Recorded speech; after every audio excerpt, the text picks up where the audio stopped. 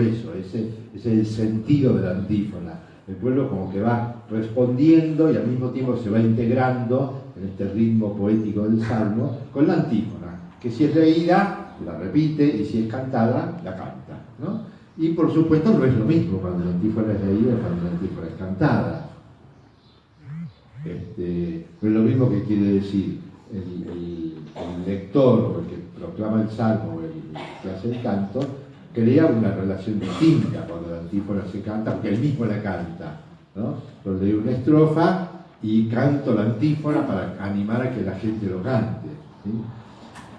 Cuando la antífona no se canta, sino que se lee, vamos a tener oportunidad de practicarlo en el taller, cuando la antífona no se canta, sino que se lee, igualmente el que está proclamando el salmo tiene que incentivar a la respuesta de la gente, ¿no? Yo soy muy distraído. Escucho la antífona del salmo, a veces el salmista no da la posibilidad de repetirla, ya me olvidé, ¿no? Ya me olvidé lo que decía la antífona. Entonces, algunas son largas, cuando es muy largo no la puede cortar un poquito, pero en general son también adaptadas, son breves, ¿no? Pero no conviene, monseñor, de que el guía ayude a recordar la antífona. En principio no, porque el salmista es el que tiene el rol de proclamar el salmo. ¿Responde también? ¿Cómo? Si no, el lee responde también. Sí, sí. Sí, sí. Porque el lector del salmo tiene el rol no solamente de proclamar el texto del salmo, sino también de animar a la respuesta de la gente. Además, no en todas las comunidades existe un guía para la misa. Y no en las comunidades más grandes donde hay guía, no en todas las misas está el guía. De manera que el salmista tiene que hacerse cargo de que la comunidad participe de la lectura. Es una lectura con características especiales. Después, si el párroco le dice otra cosa, está todo bien, ¿no? Hasta que no aparezca la firma del obispo en un papel. Sí. No, monseñor dijo como... Claro. No, porque si no ya me va a hacer pelear con el párroco a mí, ¿no? Lo bien que nos llevamos con Fabián, todavía no tengo que pelear con él. Monseñor dijo que... No. Bueno, Monseñor nos dijo, pero como usted diga, padre, ¿no? Esa es la manera.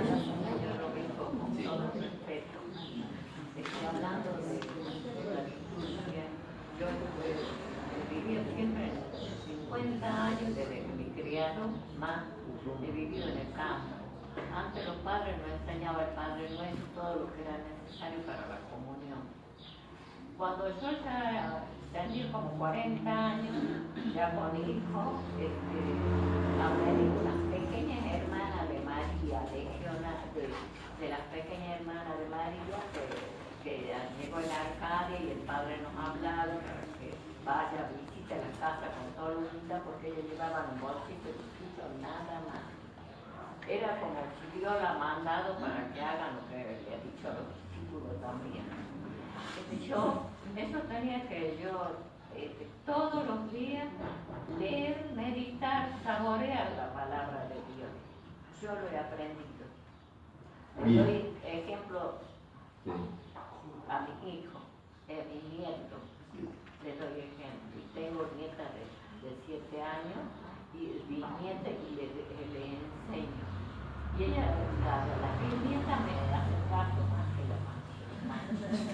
Claro, en los últimos años se ha trabajado mucho la pastoral de la palabra de Dios, una cosa muy linda, ¿no? Pero, ¿sabe qué? No la voy a escuchar muy bien, porque estoy con la garganta y congestionada. Pero yo les quiero decir eso, que la palabra de Dios me ha enseñado muchas cosas. Así que para mí está primero la palabra de Dios de mañana, y como le digo yo a mis socios, a mis compañeros, leo el rosario tempranito, el rosario a la Virgen de Fátima, la salve, el credo al Sagrado Corazón de Jesús, y sigo en el momento que estoy sola para poder leer, meditar y saborear lo que Dios me da. Eso es la palabra de Dios. Está muy bien. Y eso tiene que ver Tiene que ver con la celebración litúrgica, ya lo vamos a decir enseguida. Sí, tiene mucho que ver. Tiene mucho que ver porque la lectura personal de la palabra de Dios también tiene que ver con el servicio litúrgico. O sea, lo vamos a ver enseguida. Aunque son cosas distintas, ¿no? Cosas distintas, pero tiene mucho que ver porque si uno no hace el lugar uno a la palabra en el propio corazón, no puede servir a la comunidad con la lectura de la palabra bien, no le va a salir bien. Cuanto más contacto tiene uno personalmente con la palabra, mejor le va a salir ese servicio, ¿no? Llega más de como leccionaria de María, que me dice, como ella sabe que hay muchas cosas que yo, porque yo era del campo, vivía toda mi vida, me he criado todo. Por esa razón le digo yo a ella a veces, bueno, no sé, no conozco bien todas las cosas, estoy aprendiendo por la experiencia de ustedes, todas las cosas. Por eso les digo, estoy con ella y en la región, cuando puedo, estoy siempre. Pues, muy bien. Perdónenme. No, por favor. Bien, entonces decía, el salmista se hace cargo de que la comunidad responda, ¿no? Si daba este ejemplo yo, ¿no? De que soy muy distraído. Yo escucho la antífona, la repito con la gente, yo desde mi silloncito ahí sentado en la del altar, la repito con la gente y después cuando la estrofa y cuando la tengo que repetir ya no me acuerdo lo que decía. Me acuerdo por ahí del final, cómo termina, me acuerdo cómo empieza, o me acuerdo de la primera palabra y nada más, o me acuerdo cuál era la idea de la antífona, pero no me acuerdo cómo se decía, ¿no? A mí me pasa, y bueno, yo no siento que soy un mal cristiano porque sea distraído, ¿no? Pero necesito que el día me lo repita, entonces yo me engancho, y yo participo de la lectura esa dinámica, poética del Salmo, participo porque yo al repetir la antífona vuelvo a engancharme con la propuesta del Salmo. Para eso está la antífona, ¿no? El que le da ese ritmo litúrgico, poético, estrofa tras estrofa. Yo necesito eso, necesito que el otro, y a lo mejor después de repetirlo 3 o 4 veces me vuelvo a olvidar de nuevo, ¿no? Porque me distraje, porque se me escapó no sé qué, porque pasó un perro y ya, ¿no? Entonces, el salmista ayuda a la comunidad a participar de la celebración litúrgica, lectura o proclamación del Salmo. ¿Y cómo se hace? Hay un... Ustedes conocen que aquí en la diócesis está la Facenda de la Esperanza, ¿verdad? Ahí tienen un estilo muy particular. Como ellos los chicos llegan, no son de misa dominical, los chicos adictos que llegan a la Facenda, ¿no? Los chicos que, no sé, algunos pueden tener experiencia de parroquia, pero llegan, nada que ver. Entonces hacen un esfuerzo muy grande para que la liturgia sea participada. Y al lector del Salmo le explican que lee la antífona, le hace un gesto a la comunidad para que la repitan, y él la repite con ellos, lee la estrofa y después vuelve a hacer un gesto con la mano, ¿no? Para que sepan que tienen que repetir ahí la antífona. Eso es un poco exagerado porque para ese grupo de chicos que no tienen participación en liturgia tienen que ser muy motivados de esa manera, ¿no? Pero, ¿qué significa esto? El lector del Salmo se relaciona con la comunidad. No es un fonógrafo, perdón por la antigüedad de la palabra, no es un MP3, no es una grabación, sino que es una persona que sirve a la comunidad con la proclamación. Entonces también tiene que servirlo en ayudarlo a que participe con la repetición de la antífona, ¿no? Que en el Salmo esto es muy importante, no es un aditivo así, ¿no? Sino que es un aditivo fuerte, ¿no? Por eso todos los salmos tienen una antífona que se repite estrofa tras estrofa. El salmista hace que la comunidad cumpla su rol de recibir la palabra y de procesarla a través de la antífona. Entonces, ¿cómo se hace esto? Y bueno, tiene que conectarse. ¿Cómo se conecta uno con una persona o con un grupo de personas? ¿Cómo se conecta? Con la mirada más que nada. Primero con la mirada. Primero con la mirada. Yo tengo que mirar a la gente, ¿no? Digo, si yo no miro a la persona y no miro la cara, digo, yo miro el libro. Está bien, tengo que mirar el libro porque tengo que leer bien, ¿no? Pero si yo estoy invitando o dándole espacio a la comunidad para que participe con la antífona, yo tengo que hacerle saber.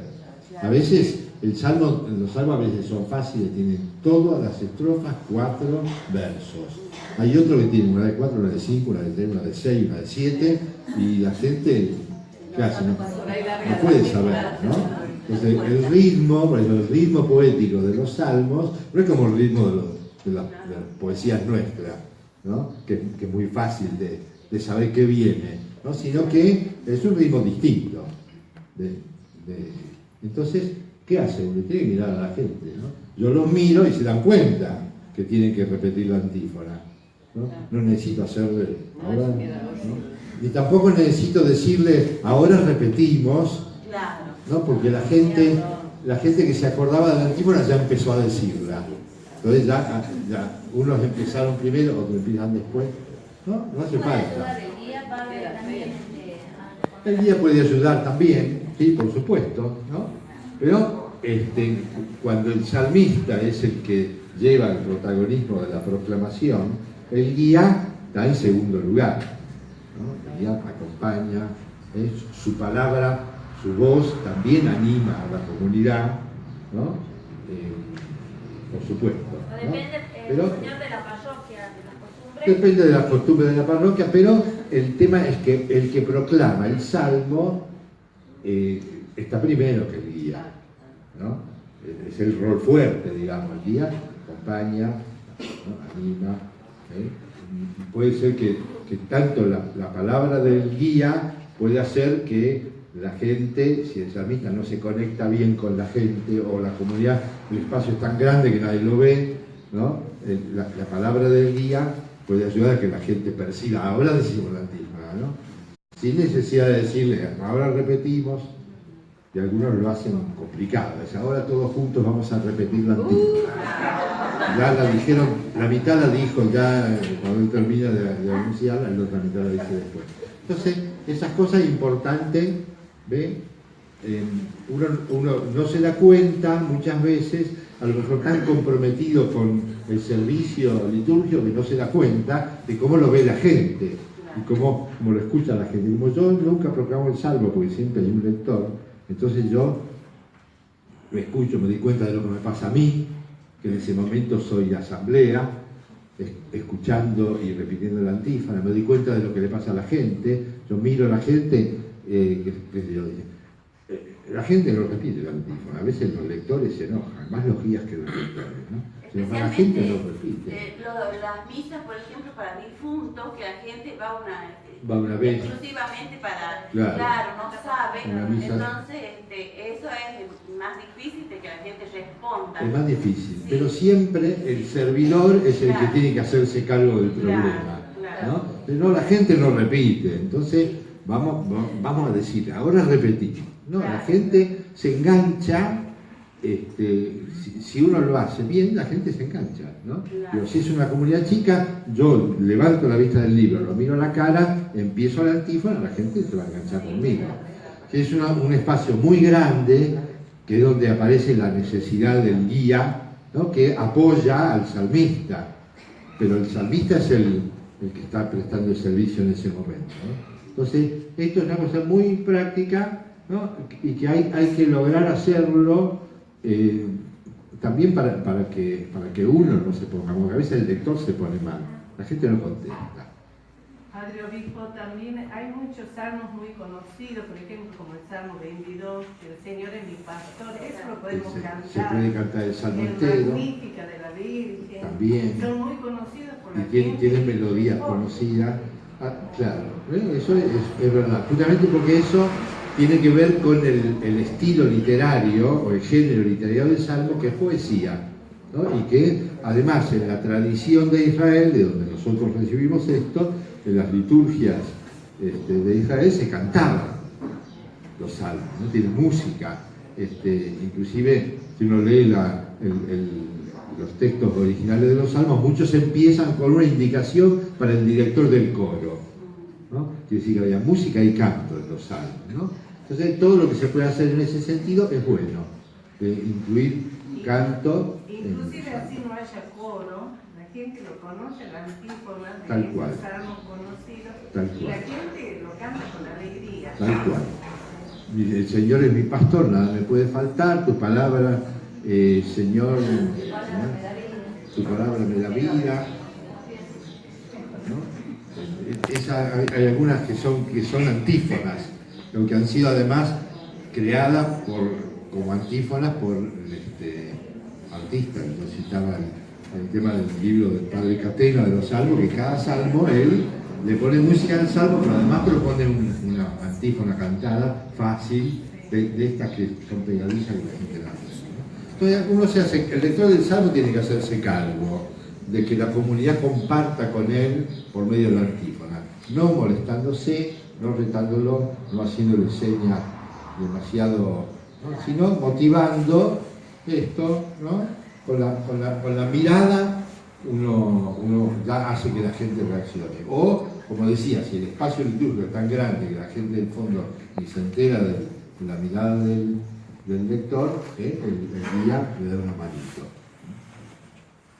Bien, lo que decía de la mirada del lector me hacía acordar a esto también sirve para los equipos de liturgia. Cuando el ambón en la iglesia es demasiado grande y el lector es muy petizo, nadie se entera de que hay una persona atrás del ambón. Sale una voz como desde la tumba, ¿no? O uno ve así un pelito en la frente, ¿no? Nada más. La gente sentada en semejante ambón. Entonces, los equipos de liturgia tienen que darse cuenta de esas cosas concretas, prácticas. Y sale con motivo de este tema, la relación entre el lector y la comunidad es una relación, sobre todo por la palabra y por la mirada, ¿no? Pero si la gente no ve que hay una persona ahí atrás, si sale así, cabecita atrás del ambón, nadie me va a prestar atención. Yo miro para que me acompañe, nada. Entonces, una tarimita, claro.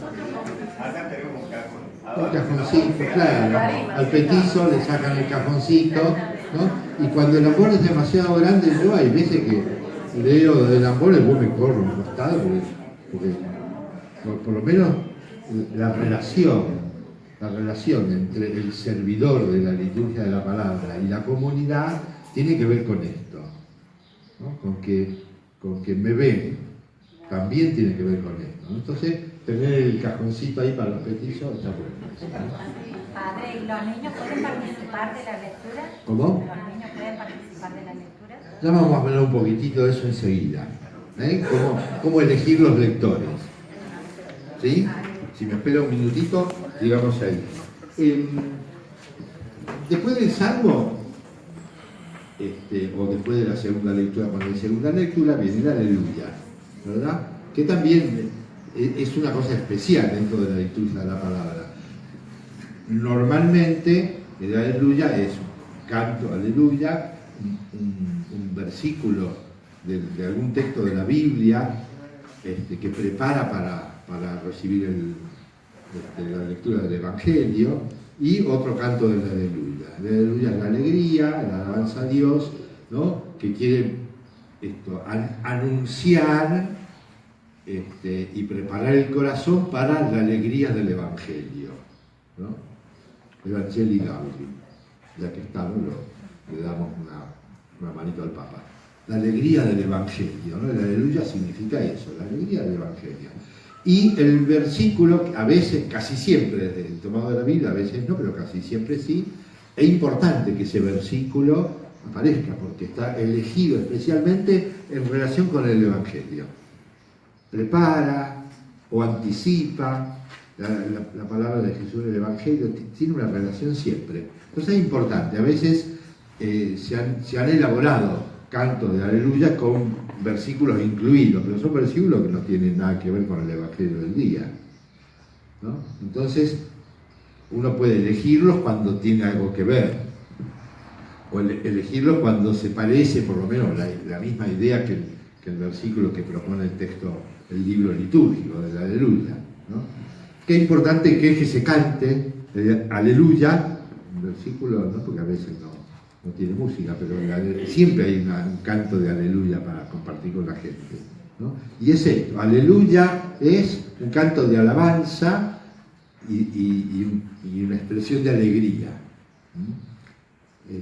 De manera que la sugerencia es que siempre haya alguien que pueda entonar una Aleluya fácil. Hay algunas versiones musicales de la Aleluya que en todas las partes se conocen, todas las comunidades, ¿no? Lo tienen en la oreja, son cosas muy tradicionales. Entonces, tener por lo menos ese, ¿no? Si uno no conoce otros, por lo menos ese, ¿no? Que es eso, proclamar la alegría del Evangelio que se va a leer ahora con el canto de la Aleluya, el versículo que anticipa y prepara el corazón para recibir la palabra de Jesús, y nuevamente cantar el Aleluya para reforzar esta idea de la alegría, ¿no? Una pregunta, monseñor. ¿Corresponde que esa antífona la diga la guía de la misa? ¿Cómo? Por ejemplo, yo que estudié en Rosario, varios años, la guía, por ejemplo, cantaban el Aleluya, el coro, el guía leía la antífona, el coro volvía a cantar el Aleluya, el sacerdote se paraba se dirigía para el ambón, y ahí se hacía, escuchamos con gozo el Evangelio.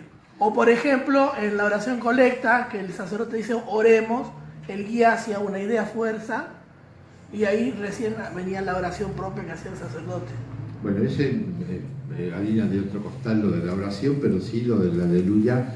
En principio, si está en el libro de las lecturas... Porque no todos los sacerdotes lo hacen. Claro, eso o el diácono. Va a haber que...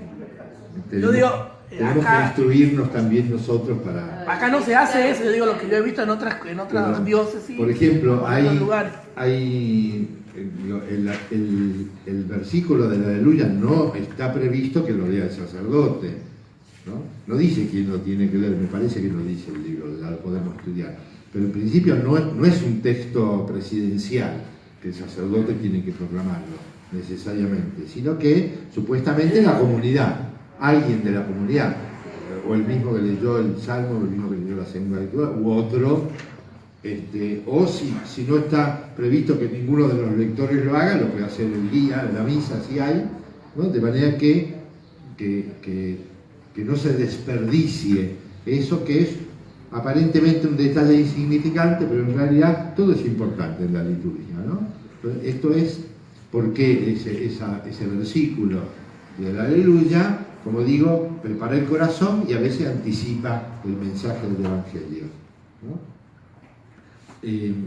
Entonces es importante que se lea alguien, ¿no? Y bueno, habitualmente, como en general no está previsto que lo lea nadie en las celebraciones, el sacerdote o yo cuando voy a leer el Evangelio también leo el versículo de la Aleluya, ¿no? Pero sería mejor que esté en manos de un lector especial, si lo hay, o del que leyó la lectura anterior, o el Salmo cuando no hay segunda lectura, o del guía de la misa, ¿no?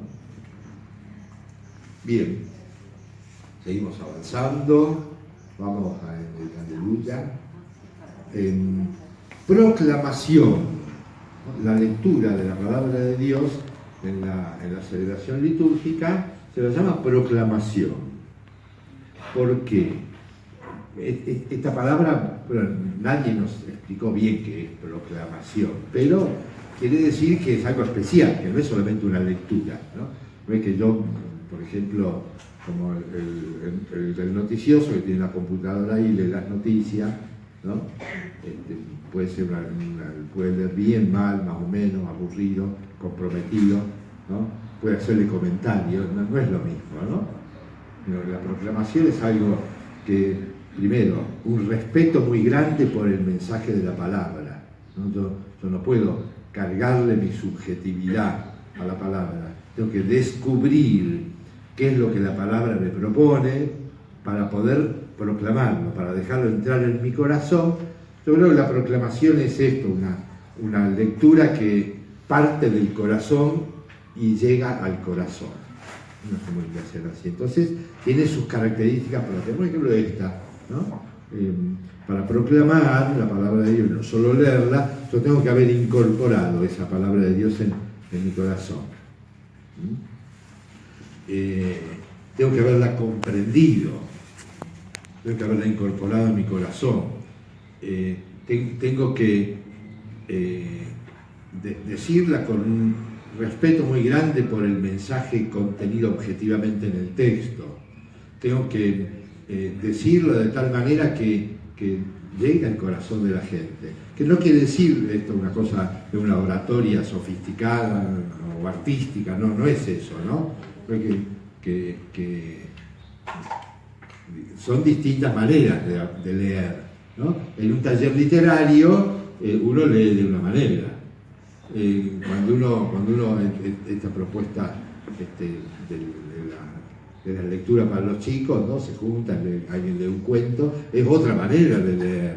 Yo leo el diario, le leo una noticia, como se la leo, para mí no es nada, pero yo se la leo, ¿no? Mirá lo que dice el diario, es distinto, ¿no? Uno le da un tono, uno trata la lectura de una manera distinta. En este caso es palabra de Dios, yo tengo que tratar la lectura de una manera que sea proclamación. Yo tengo que dejar entrar al corazón primero tengo que entender, tengo que dejar entrar al corazón y desde ahí proclamarla, decírsela a la gente, para que también la puedan recibir en el corazón. No con lo que a mí me parece, sino con lo que la palabra tiene como en sí misma, ¿no? Es muy delicado esto, ¿no? Por eso el lector es un ministerio, ¿no? Diego, allá está, ministerio del lector tiene, ¿no? Es un ministerio. Y si uno no tiene el ministerio, igual lo llama para leer, igual es un ministerio, ¿no? Entonces tiene que ser tratado con este gran respeto por la palabra de Dios. Proclamar.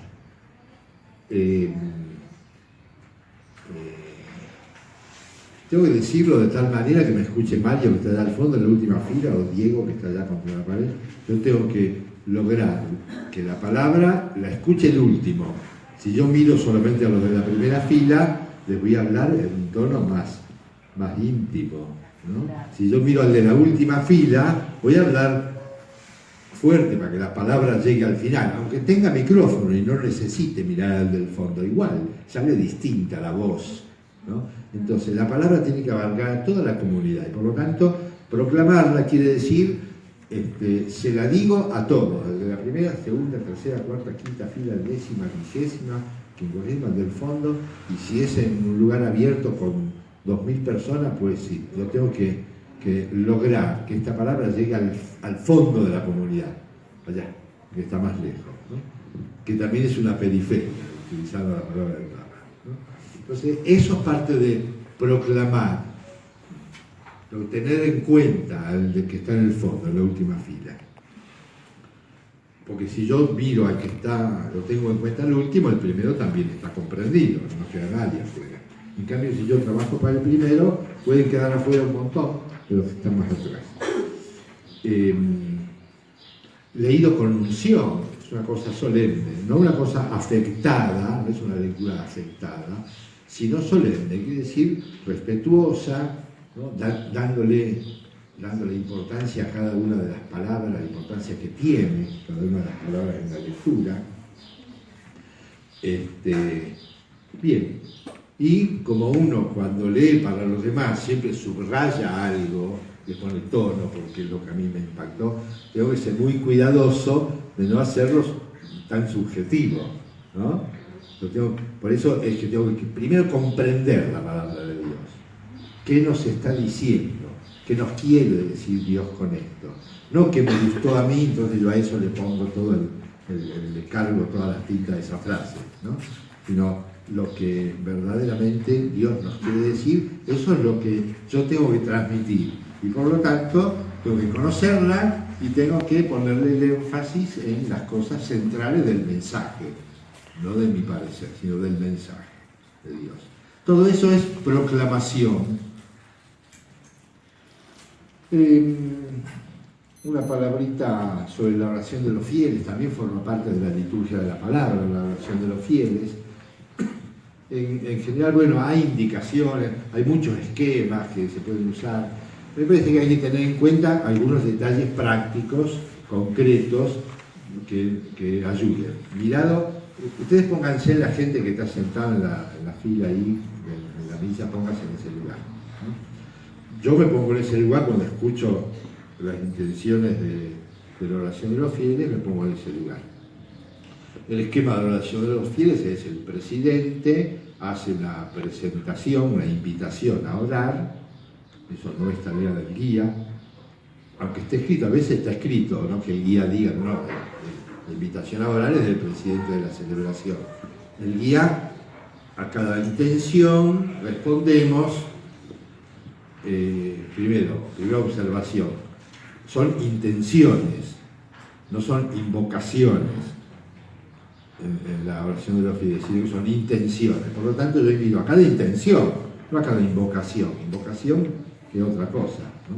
Yo en las intenciones no invoco, sino que invito a rezar por esta intención.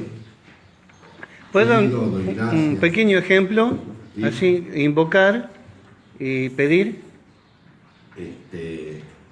Invocación. Dios Todopoderoso, bendícenos. Es una invocación, exactamente, ¿no?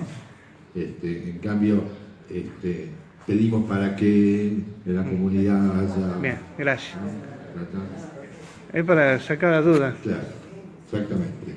Entonces, eso. Y después, la respuesta que tiene que hacer la gente tiene que ser una cosa sencillita, cortita, 3 palabras, 5, ¿no? Una cosa bien cortita. Porque, si no, peor que con el Salmo, peor.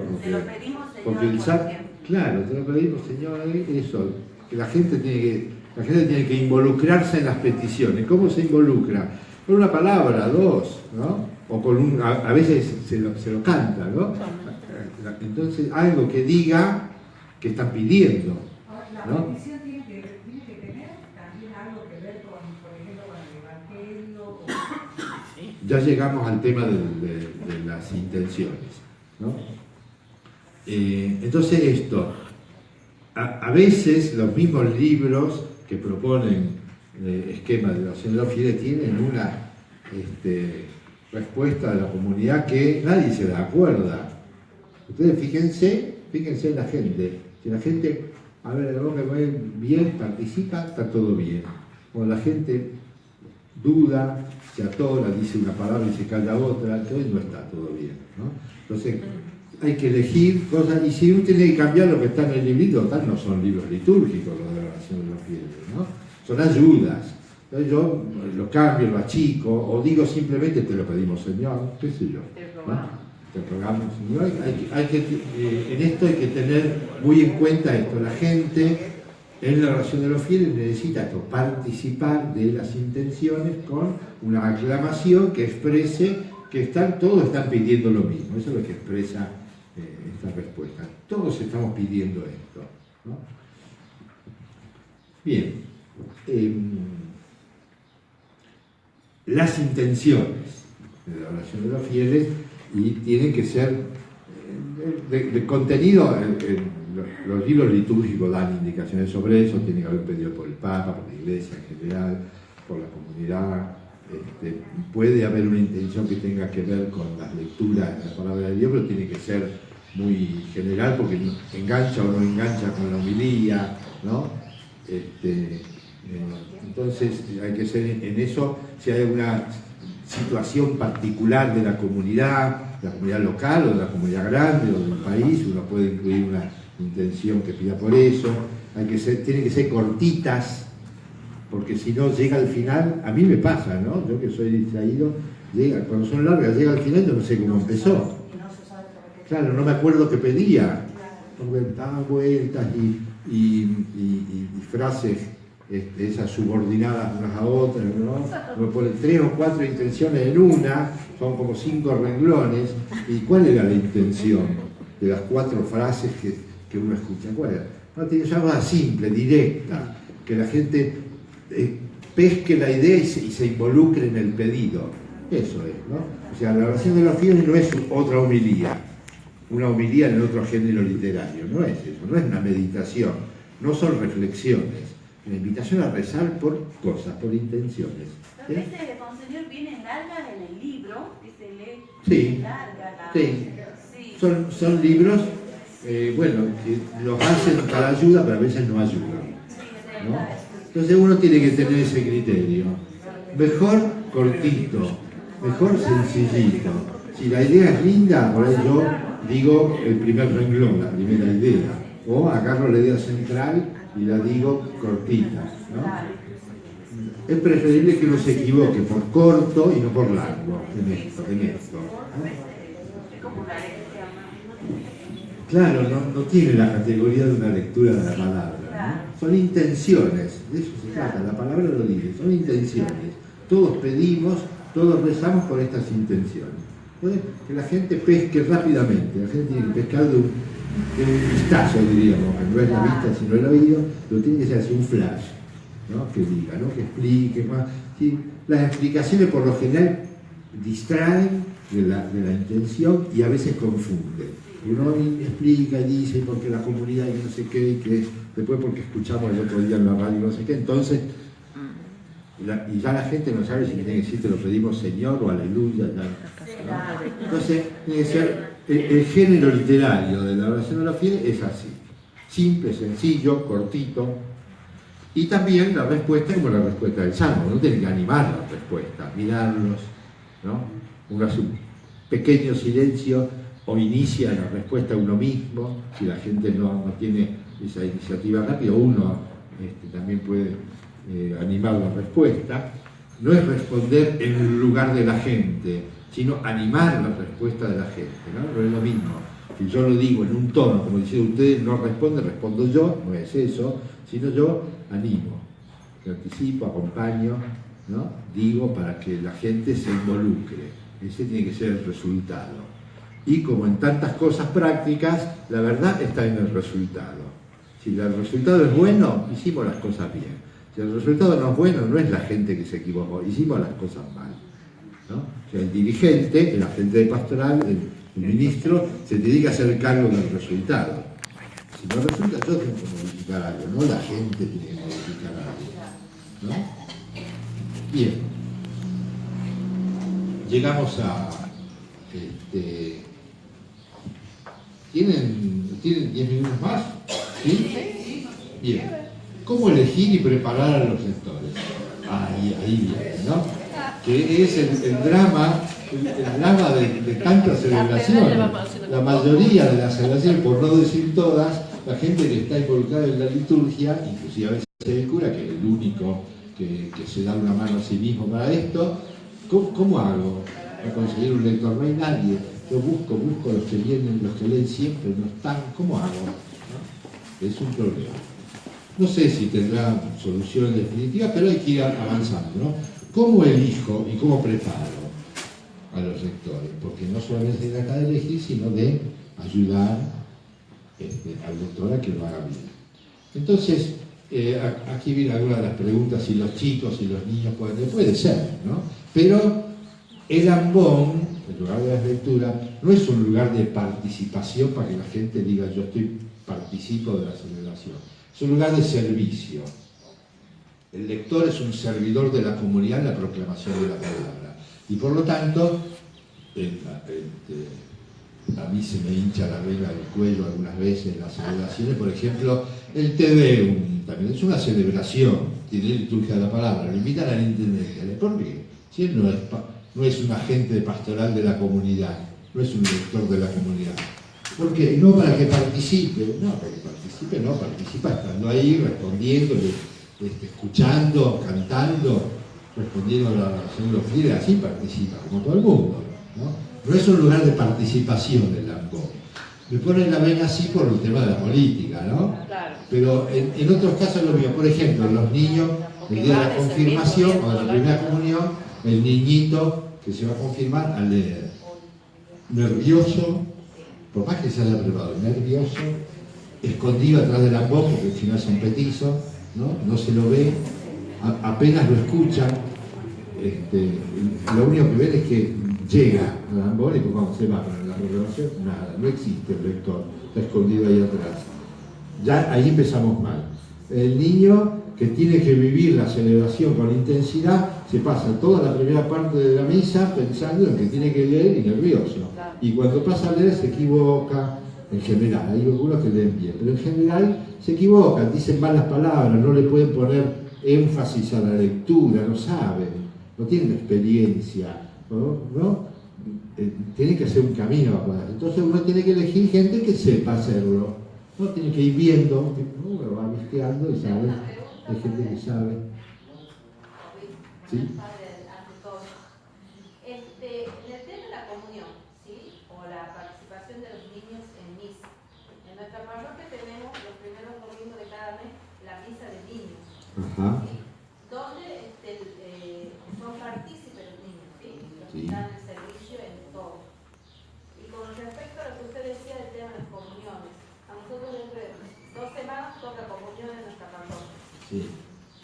Ante lo que usted decía, en verdad, el nerviosismo de los niños y demás, ¿qué hacemos con los niños esos que están en este tiempo motivados y diciendo, quiero participar en la lectura, y son niños, en el caso nuestro, buenos lectores, 60%, 50% muy buenos lectores, pero en verdad lo que usted dice, el nerviosismo, ¿qué hacemos en ese caso? Por ejemplo, las catequistas que nos pueda decir el niño, Señor, queremos leer ese día. ¿Cuál sería la disyuntiva? ¿Cómo podríamos transitar ese tema si no? Porque es verdad, es una misa muy importante donde ellos van a recibir a Jesús por primera vez, donde su preparación es importante, donde la misa la tienen que vivir. La tienen que gozar desde el principio hasta el final, no sufrir. Si ese niño tiene esa necesidad de estar y decir yo quiero participar, yo quiero servir, en el caso que usted corrigió ese aspecto, sí. Para mí es participar y usted dijo es un servicio. Claro. ¿Qué hacemos en ese caso? ¿Qué hacemos? Mire, las indicaciones que yo doy no son dogmas de fe. Claro, es una sugerencia. Es una sugerencia por algo, por un motivo, ¿no? Yo explico el porqué de esta sugerencia. Entonces, después uno se mueve con prudencia. Si uno ve que al chico le va a hacer mal que le diga que no, y bueno, más vale que no le va a decir que sí, lo va a ayudar a que se prepare bien, ¿no? Pero en principio la idea es esta: el niño que participe, que goce la misa todo el tiempo, que no tenga que ponerse nervioso porque va a leer. Y que además la comunidad tiene que recibir una buena proclamación. Las celebraciones estas, especialmente, son celebraciones de donde vienen mucha gente que no participa habitualmente de las celebraciones. Entonces tiene que tener un servicio de mucha calidad litúrgica, ¿no? Y de pronto el niñito, a ver, mi experiencia, eso lo hacen en muchas comunidades, donde yo voy a celebrar confirmación, en muchas comunidades hacen eso. Yo lo sufro, el 90% de las veces lo sufro con el niño y con la gente que no entendió nada, no escuchó la mitad de las palabras, dijo las palabras mal acentuadas, no le dio el sentido como para que uno entienda qué es lo que está diciendo, corta la frase donde no hay que cortarla. Los chicos son así, ¿no? Entonces está eso, uno tiene que evaluar la situación, no es un dogma, es una sugerencia, pero con argumentos, con razones, ¿no? En la misa nuestra de 2 días sábados, los niños son el 80% de la comunidad. El 20% somos personas mayores. Y cuando llegan no quieren leer la lectura. Los mayores. O sea, los mayores no quieren leer. Entonces, los niños, inclusive los niños de primer año que se están preparando para la comunión, son los que ellos se preparan durante la semana para leer las lecturas. Sí, por eso digo que esto no es un dogma, ¿no? Pero hay que saber elegir, hay que tener criterio para elegir. Después uno va manejando las situaciones, porque no es lo mismo una situación que otra, ¿no? Lo mismo el niño que se propone y que uno sabe que lo va a hacer medianamente bien. Y además uno le propone, ¿qué lectura le propongo? La más fácil, la más cortita, ¿no? Entonces, no son todas las situaciones iguales, pero el criterio es importante. Es un lugar de servicio porque la comunidad tiene derecho a a que la palabra de Dios le llegue bien proclamada, no solo bien leída, sino más bien proclamada. Y el niño todavía no tiene la madurez suficiente como para esto, hay que trabajarlo mucho para que logre esta capacidad de proclamar, ¿no? Su nerviosismo, bueno, todas esas cosas que tener en cuenta.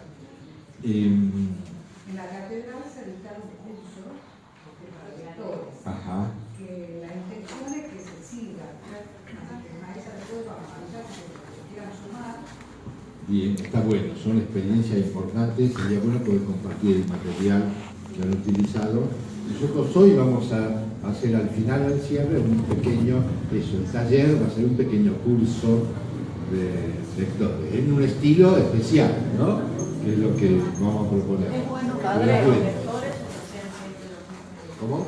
Es bueno variar los lectores porque siempre son los mismos. Es bueno que en la comunidad tenga suficientes lectores preparados para poder variar cuando hay que variar. Y sabe que hay gente que no pertenece a la parroquia porque está preparada y lo hace, o sea, pero por ahí los grupos de lectura son tan cerrados que siempre son los mismos que leen. Claro. Siempre lo mismo que quiere decir, yo tengo siempre 2 o 3 personas o tengo 10 personas siempre las mismas, no es igual, ¿no? Si son 2 o 3 y eso está demasiado cerrado, hay que abrir, ¿no? Si son 10 que se van alternando, está bien, 10 o 20, ¿no? Siempre los mismos, bueno, pero está variado para la comunidad, ¿no? Padre, Sí. una gran espinita en la uña o en el zapato, no sé, ¿Cómo? son los lectores que viven en concubinato y quieren leer. ¿Y qué hacemos? Ahí les quiero leer y uno sabe que una persona que está en concubinato. Buena pregunta. Hemos estado conversando los otros días con los curas de ese tema. No hemos llegado al tema de los lectores, hemos hablado de otra cuestión, de los padrinos, ¿no? Pero siempre el tema de las familias en situaciones así llamadas irregulares, como dice el Papa, ¿no? Y el Papa invita a abrir la puerta, invita a integrar. ¿Cuál es el límite de la integración? Eso es lo que estamos conversando, ¿no? ¿Cuál es el límite de la integración? No quiero anticipar nada porque todavía no está bien conversado. Ya eso va a llegar en algún momento, espero que pronto, una palabrita oficial sobre el tema, ¿no? Bien, entonces eso. Muchos o pocos lectores. Y bueno, depende de la comunidad. Una comunidad chiquita no puede tener muchos lectores.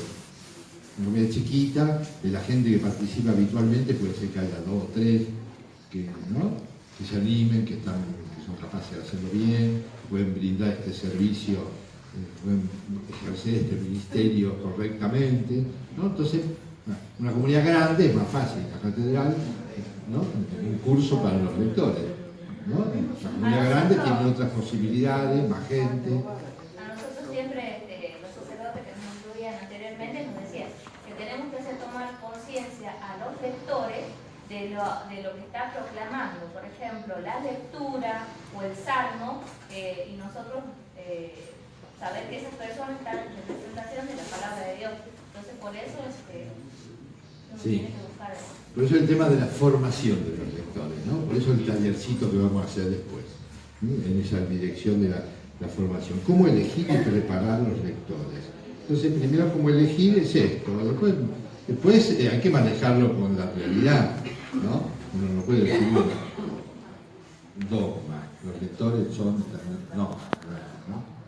son criterios que pueden ayudar a hacerlo mejor, ¿no? Porque no es que se hace mal y hay que cambiarlo, ¿no? Sino que se está haciendo, siempre se hace como se puede, siempre, ¿no? Entonces, tener criterios para que pueda mejorar esto, que podamos hacerlo un poquitito mejor, ¿no? Brindando un servicio mejor a la comunidad. Padre, una preguntita. El lector luego debe comulgar, digamos, debe tener tal preparación, no solo, digamos, los técnicos, ¿sí? Como llega a la comunidad, sino que después se lo vea, que va y comulga. Bueno, no necesariamente. No. Distinto el ministro de la comunión que va a ayudar a la cura a comulgar, si él no comulga queda medio desprolijo, digamos.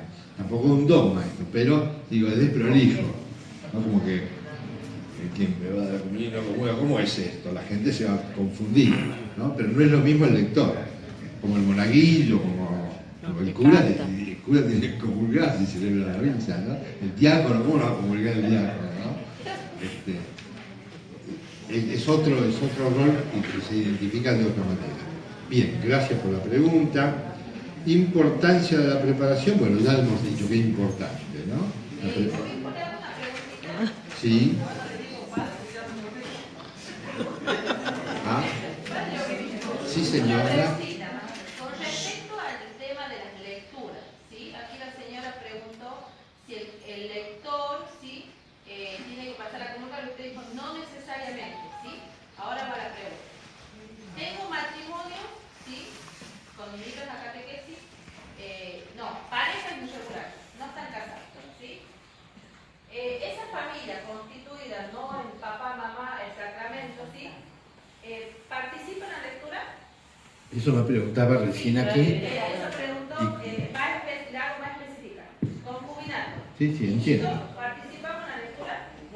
Se entiende. Como decía recién, estamos conversando el tema con los sacerdotes de la diócesis para poder llegar, porque el Papa en Amor y Leticia propone esto, incluir a estas familias en esta situación, ¿no? Y también en nuestra comunidad hay una realidad que en algún momento se va a dar que quieran participar, por ejemplo, en los matrimonios igualitarios.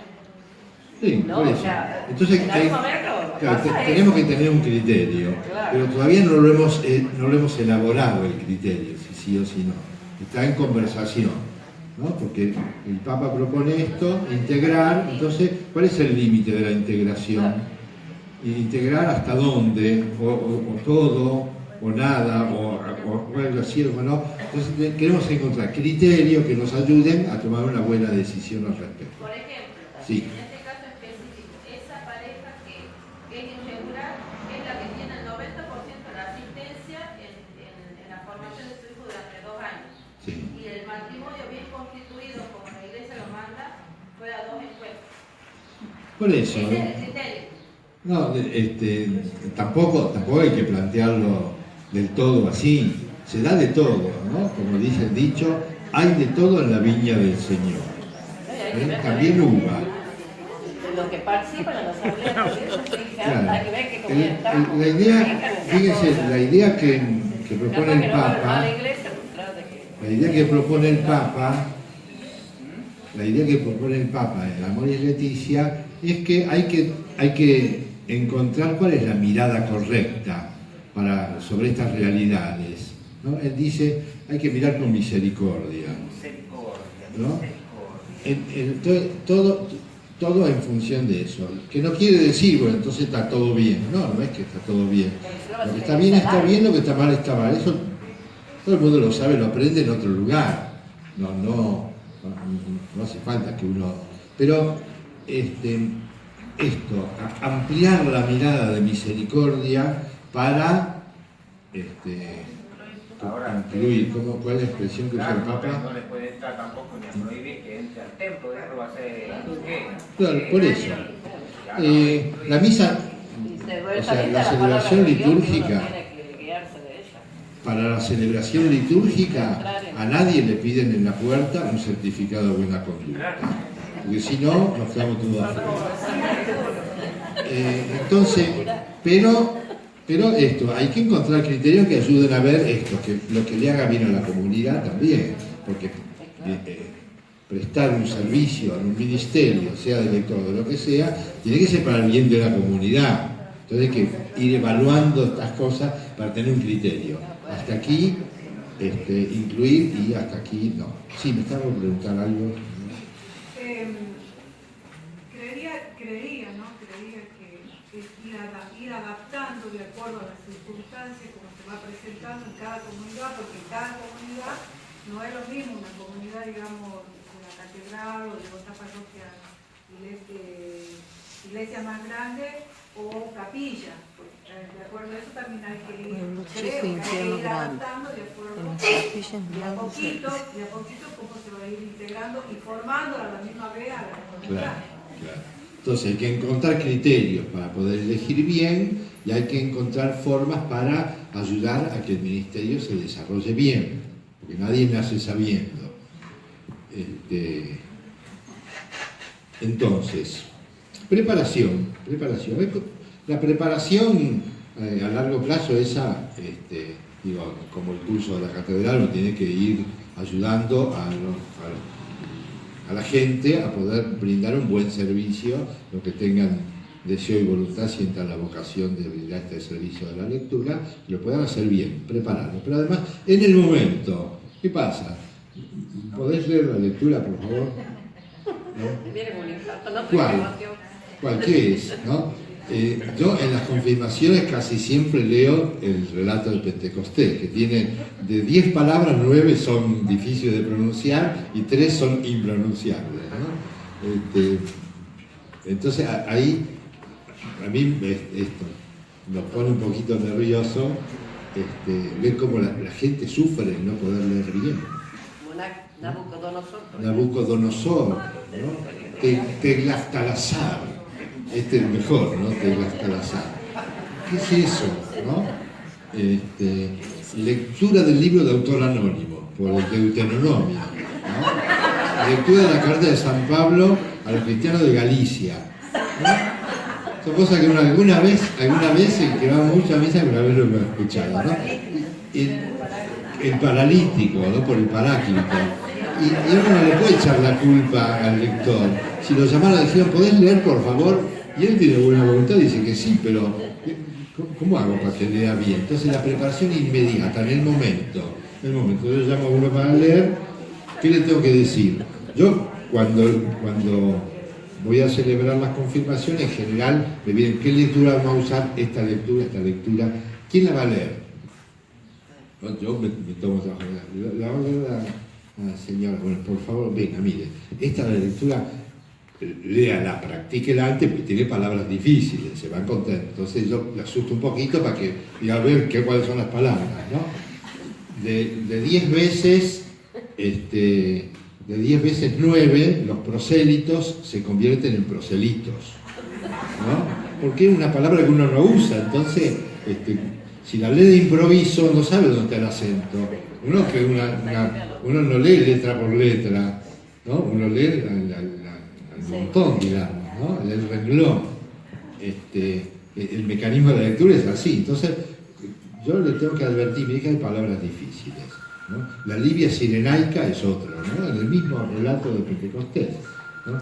Ni siquiera Mesopotamia sale bien a veces, ¿no? Porque la gente dice, ¿cómo la Mesopotamia? ¿Qué tiene que ver la Mesopotamia con la Biblia, ¿no?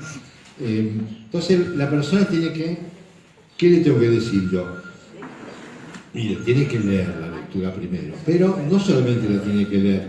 A mí me parece que poniéndose a pensar un poquitito en esto y en lo que significa la proclamación que decíamos antes de la palabra, ¿no? Lo que yo sugiero es esto, mire, esta es la lectura, tiene que leerla por lo menos 2 veces, mire. Una vez en silencio para entender, porque muchas veces uno ve que el lector lee y no entiende lo que dice. Entonces le sale como le sale, pobre, ¿no? Si yo lo agarré de improviso y no le expliqué, tenés que leerlo bien para entenderlo antes. Antes de proclamarlo tenés que leerlo para entenderlo. Léelo para vos.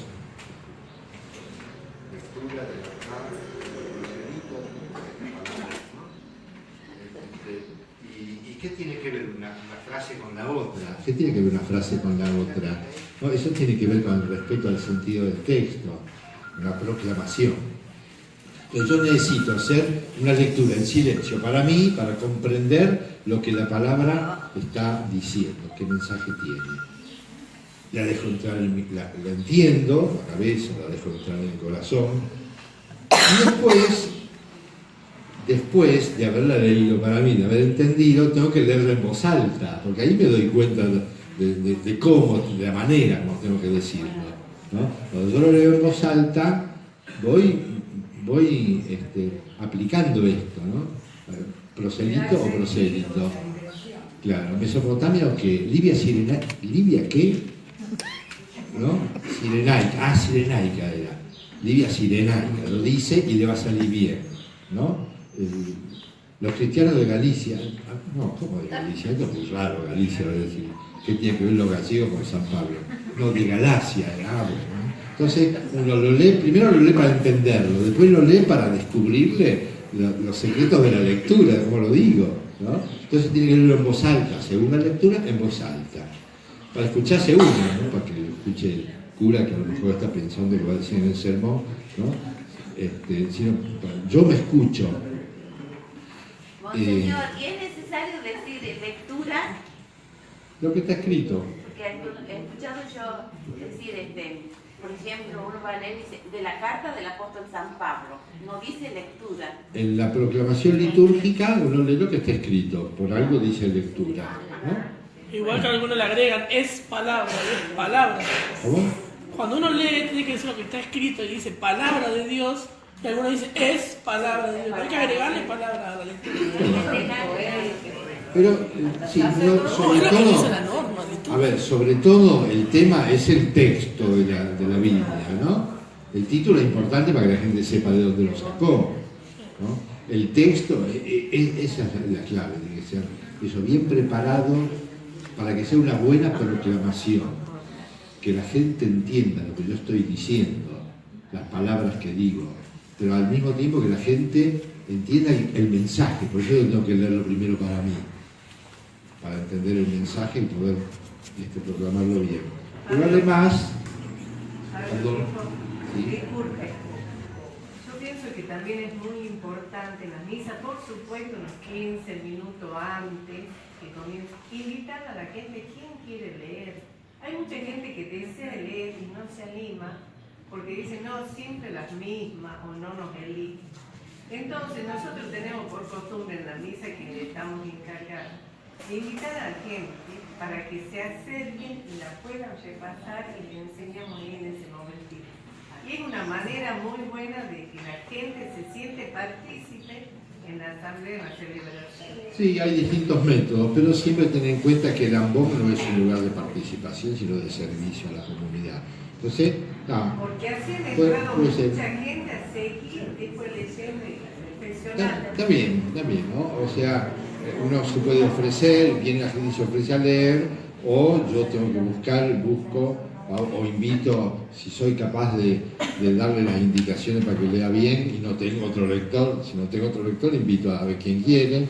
Si tengo lector, ya lo tengo, ¿no? Si yo estoy haciendo en la parroquia, en la comunidad, estoy haciendo algún cursito de formación para la lectura, que se puede hacer, el simple que vamos a practicar después, se puede hacer en cualquier capilla la puede hacer cualquier que más o menos está instruido para hacerlo. No hace falta, ¿no es qué?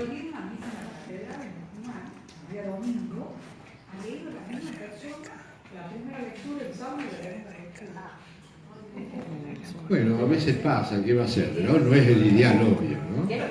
No es el ideal, pero a veces pasa.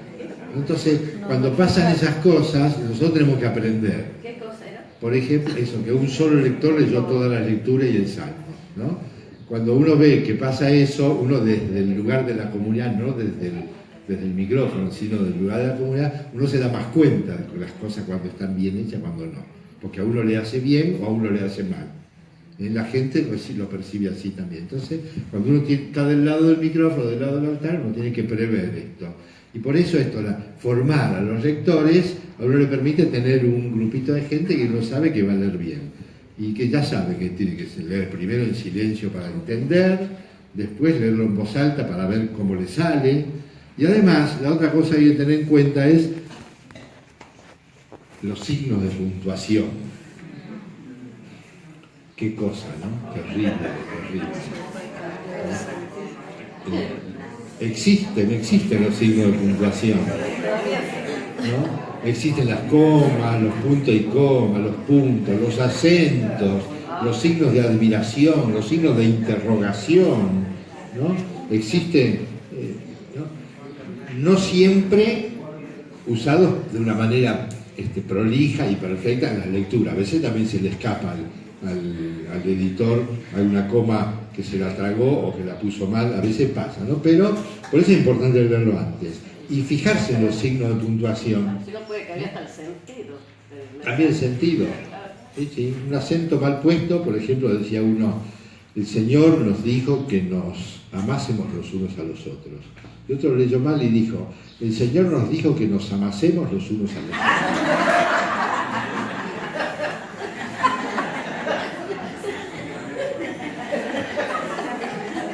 Entonces, ¿no?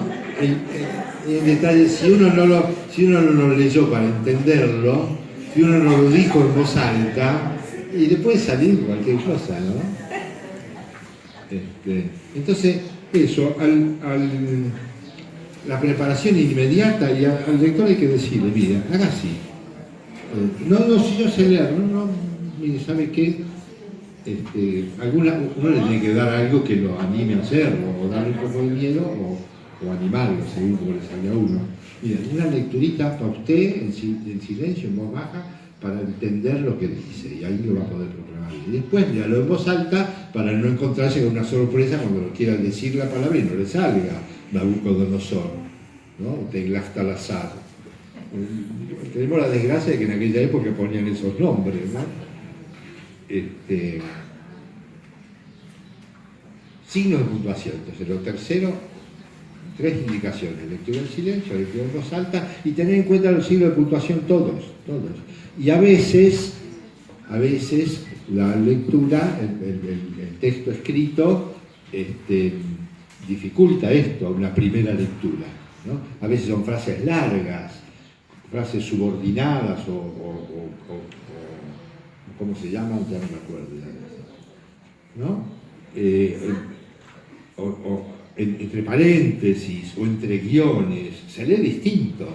Y el que lo escucha tiene que darse cuenta del sentido de la lectura marcado por los signos ortográficos. Cambiar el tono. ¿No? ¿Cuándo tengo que cambiar el tono? ¿Cuándo tengo que mantenerlo? Y según lo que... Bueno, puede ser que a uno no le hayan enseñado a interpretar para leer en público, a interpretar los signos ortográficos para leer en público. Puede ser, bueno, pero le va a salir mejor si lo practica y si uno le dice, fíjese en las comas, fíjense en los puntos. A veces hay 10 renglones sin un punto. ¿Cómo hace uno? Tiene que entender, no solo tiene que entender el sentido, tiene que entender la redacción para poder decirlo de manera que la gente entienda lo que quiere decir. 10 renglones sin un punto es difícil de expresar con claridad, ¿no? Entonces, eso, hay que darle estas indicaciones al lector. Primera lectura, para adentro. Segunda lectura, en voz alta, para escuchar usted y tener en cuenta los signos de puntuación, todo, porque eso le da sentido al mensaje. Por último criterio, micrófono. Yo tengo un conflicto con los micrófonos, los micrófonos inalámbricos, no sé si yo tengo demasiada energía y le hago cortocircuito, tengo tan poco que me chupo la pila, pero tengo un conflicto y yo sé que es así. Entonces yo el inalámbrico lo pruebo y si me funciona bien lo uso y si no, no hay otro. Uno va conociendo cómo se maneja el micrófono. Entonces uno, por supuesto, uno lo ve al lector y después le puede decir, mirá el micrófono.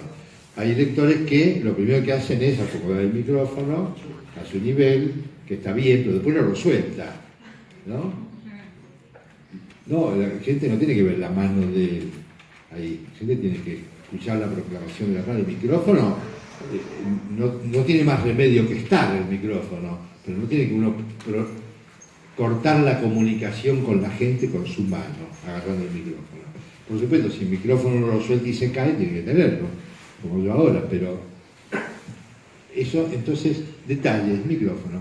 ¿A qué distancia de la boca? No todo el mundo, mucha gente no se ubica bien en eso, ¿no? ¿Por qué? Porque no todos tienen la misma experiencia de lectura, ni todos tienen la misma experiencia con los mismos micrófonos, no todos los micrófonos son iguales. Hace un rato había una interferencia, bueno, se acomodó bien. Normalmente el micrófono no puede estar más cerca que esto. Venía bien la cosa, ¿no? O sea, uno pone los 4 dedos así Esa es la distancia que uno tiene que probar, ¿no? Pero uno se escucha también, uno se escucha. Uno no se escucha igual que como lo escucha la gente, porque uno escucha tres voces. La que sale la voz de uno que sale para afuera, uno la escucha en la oreja. La voz de uno que sale por el micrófono, uno la escucha por el parlante, ya van dos. Y además hay una comunicación entre la oreja y la garganta que hace que yo me escucho por adentro. Entonces no es lo mismo lo que escucho yo que lo que escucha la gente. Pero sabiéndolo, yo más o menos voy calculando, ¿no? Entonces yo sé que está sonando bien esto. Yo tuve la libertad de preguntarle a Mario que está en el fondo si escucha. El lector no puede preguntar, ¿en el fondo escucha? Yo a veces lo hago, cuando no estoy seguro, cuando hablo y me parece que no me escuchan, yo pregunto, para no ser mal educado y leer para mí solo, ¿no? Pero uno tiene que ir aprendiendo a manejar el micrófono. Distancia óptima, pero no para todos los micrófonos. Hay micrófonos, sobre todo los megáfonos portátiles, que uno tiene que hablar de cerquita, ¿no?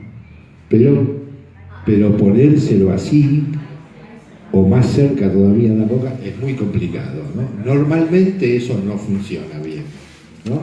¿Por qué? Porque el sonido no tiene tiempo, no sé cómo es la explicación física, pero no tiene tiempo de salir por el cable hasta que llega el otro sonido, están demasiado cerca, ¿no? Cuando está se embota el sonido, sale turbio, la gente no se escucha bien. Pero la distancia óptima es... reverberación. Claro, en principio es esta, 4 dedos. Los 4 dedos puestos así es en principio, pero después uno tiene que darse cuenta si suena o no suena. O si suena demasiado fuerte, yo lo alejo un poquito. Este no lo puedo alejar, debo tenerlo a la distancia de manual, digamos.